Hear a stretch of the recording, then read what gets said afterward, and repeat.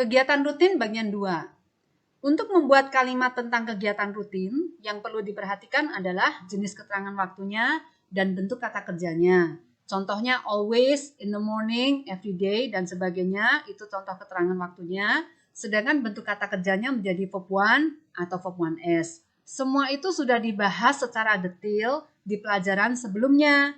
Jadi kalau kalian nggak baca catatan di pelajaran sebelumnya, ya kalian akan sulit untuk memahami yang bagian ini ya. Jadi kalau kalian bingung yang sekarang, kalian baca lagi ya catatan di pelajaran sebelumnya.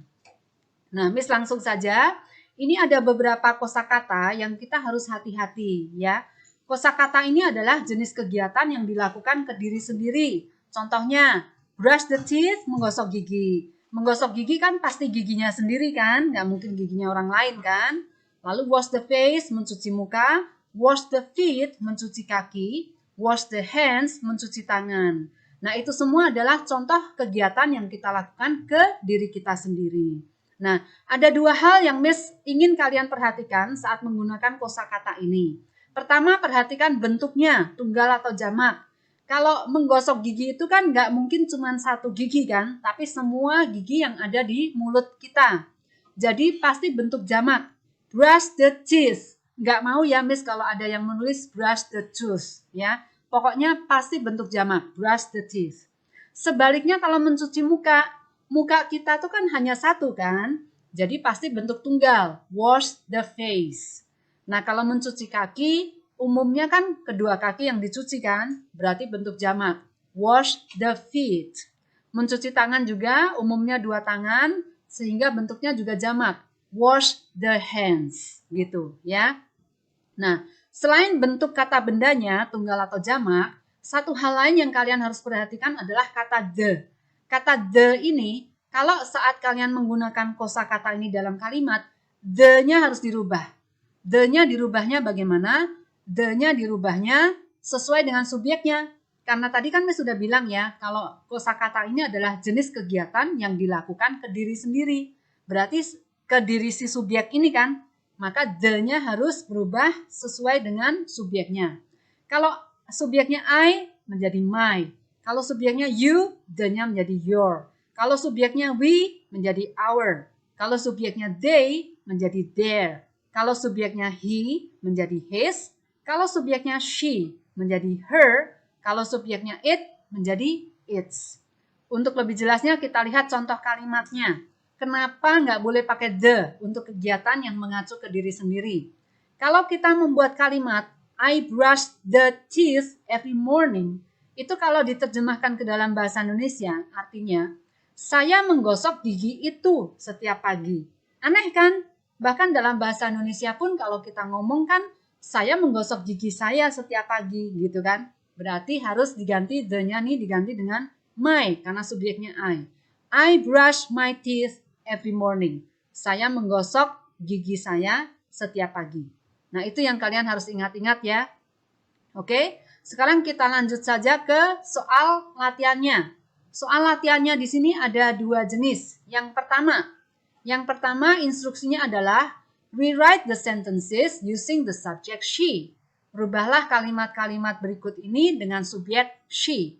Jadi kalau kalian lihat di sini, Miss berikan kalian kalimat dengan subjek I. Contohnya yang nomor 1, I drink milk every morning. Karena I, maka verbnya verb 1, drink. Nah, kalian harus merubah subjek I ini dengan she. Nah, karena subjeknya dirubah I menjadi she, maka verb 1-nya harus menjadi verb 1S. Drink-nya menjadi drinks. Ya. Jadi I drink milk every morning menjadi she drinks milk every morning. Nah, kalian kerjakan nomor 2 sampai 5 ini, semua I-nya dirubah menjadi she dan kata kerjanya jangan lupa mengikuti bentuknya subjek menjadi verb 1S gitu ya. Itu yang tugas dari kelompok pertama. Yang tugas kedua, instruksinya. Change the verbs in the brackets into the correct forms, verb 1 or verb 1S. Rubahlah kata kerja di dalam kurung ke bentuk yang benar, verb 1 atau verb 1S. Contohnya, kalau kalian diberi kalimat John always go, nah go ini kata kerja dalam kurungnya kan. Go ini harus kalian rubah menjadi goes. Kenapa? Karena John ini subjeknya bisa diganti dengan he. Dan karena subjeknya he, maka verbnya menjadi verb 1s. Makanya kalimat ini yang betul adalah John always goes to school every day. Go dalam tanda kurung kalian tulis ulang menjadi goes, ya. Tapi kalau contoh yang kedua, subjeknya adalah John and Bob. Karena subjeknya John and Bob, kalau kata gantinya adalah they, maka verbnya tetap verb 1. Karena itu kata kerja di dalam kurung go, kalian tulis ulang tapi tidak berubah bentuk, tetap go. Menjadi John and Bob always go to school every day, gitu. Nah, di sini kalian kerjakan nomor 1 sampai 5. Miss sudah bantu. Di sini semua kalimatnya ini subjeknya sudah Miss garis bawahin. Yang harus kalian lakukan adalah kalian pikirkan subjeknya ini kata gantinya apa. Nah, kalau kata gantinya he, she, atau it, maka kata kerja di dalam kurung ini harus kalian ubah menjadi verb 1s. Tapi kalau kata gantinya bukan he, she, it, maka kata kerja dalam kurungnya ini tetap menjadi verb 1. Nah, kalian tulis kata kerjanya itu yang betul verb 1 atau verb 1s-nya, kalian tulis di bagian yang kosong ini. Begitu cara mengerjakan soal di bagian ini. Nah, hati-hati yang soal nomor 5. Soal nomor 5 itu kata kerjanya ada 3 ya. Dan 3-tiganya mengikuti subjek yang sama. Berarti kalau memang ini harus menjadi verb 1s, ya semua menjadi verb 1s. Tapi kalau ini tetap verb 1, ya semua tetap verb 1 gitu. Ya. Oke, kalian kerjakan dengan teliti. Seperti biasa tulisnya pakai pen, jangan pakai pensil. Lalu di fotonya jangan goyang ya supaya nggak buram. Dan fotonya yang utuh, jangan ada bagian yang terpotong. Ya. Lalu seperti biasa, kalian kirim ke Google Classroom, ke folder yang sesuai ya. Kalau ini kegiatan rutin, judul foldernya, ya kalian kirim ke folder yang kegiatan rutin gitu. Jangan dicampur-campur, nanti Miss bingung koreksinya ya. Jadi ingat 3 hal ya. Tulis pakai pen, foto yang jelas dan utuh, kirim ke folder yang sesuai. Oke, itu saja dari Miss. Good luck and see you.